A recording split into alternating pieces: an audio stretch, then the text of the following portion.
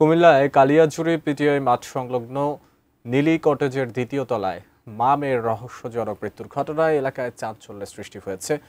বিস্তারিত জানাতে যুক্ত হচ্ছেন কুমিল্লা প্রতিনিধি হুমায়ুন কবির জীবন।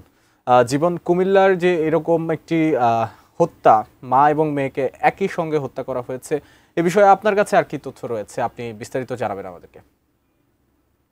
জি, আপনি যেমনটি বলছিলেন যে আমি সেই মা মেয়ের যে বাড়িটি হত্যাকাণ্ডের ঘটনা ঘটেছে সেখানে কিন্তু আমি এখন দাঁড়িয়ে আছি। এখানে এসে আমরা যেটি জানতে পেরেছি যে এই মা মেয়ে প্রায় ৩-৪ বছর আগে এই বাসায় ভাড়া থাকেন এবং যে মেয়েটি মারা গেছে সুমাইয়া আফরিন, সে কুমিল্লা বিশ্ববিদ্যালয়ের লোক প্রশাসনের মেধাবী শিক্ষার্থী ছিলেন এবং তার মা তার সাথে থাকতেন এবং প্রায় ১ বছর আগে তার বাবাও মারা গেছেন, সেটি আমরা জানতে পেরেছি। তো এখানে এসে যেটি আমরা জানতে পেরেছি যে আসলে এটি কি আসলে পরিকল্পিত হত্যা নাকি অন্য কোনো কারণ রয়েছে মৃত্যুর, সেটি কিন্তু আসলে আমরা পুলিশের সাথে কথা বলেছিলাম। পুলিশ বলছিলেন যে তারা আসলে তদন্ত সাপেক্ষে পরবর্তীতে হয়তো তারা জানাতে পারবেন। আমার পাশে যেই মেধাবী শিক্ষার্থী সুমাইয়া আফরিন, যে কুমিল্লা বিশ্ববিদ্যালয়ের শিক্ষার্থী, সেই বিশ্ববিদ্যালয়ের উপাচার্য professor doctor Mohammad Haider Ali sir আছেন। আপনার কাছে কিন্তু জানতে চাচ্ছিলাম, আপনার বিশ্ববিদ্যালয়ের এই শিক্ষার্থী এখানে একটি মানে দুর্ঘটনা ঘটেছে, তো আসলে সব কিছু মিলে কি জানতে পেরেছেন প্রাথমিক অবস্থায় একটু যদি জানান।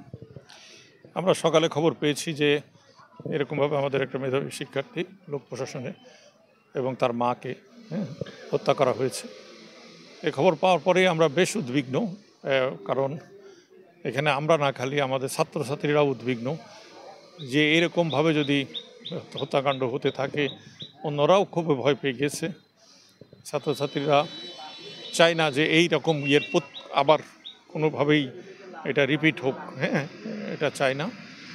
এবং আমরা এসেছি, তাড়াতাড়ি চলে এসেছি এখানে, আমাদের প্রক্টর সকালেই চলে এসছেন।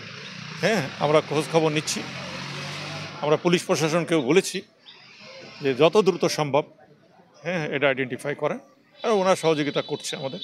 আমাদের একটাই রিকোয়েস্ট থাকবে প্রশাসনের কাছে, সবার কাছে, যে এই ধরনের ঘটনা পুনরাবৃত্তি না ঘটুক, এটাই বড় কথা। ধন্যবাদ। ধন্যবাদ। শুনছিলেন, আসলে আমরা হয়তো পরবর্তীতে সংবাদে আমরা জানাতে পারবো যে আসলে এই মা মেয়ের যে রহস্যজনক মৃত্যু, সেটির কারণ হয়তো আমরা পরবর্তী সংবাদে জানাতে পারবো। তো এই ছিল কুমিল্লা থেকে আমার কাছ থেকে সর্বশেষ।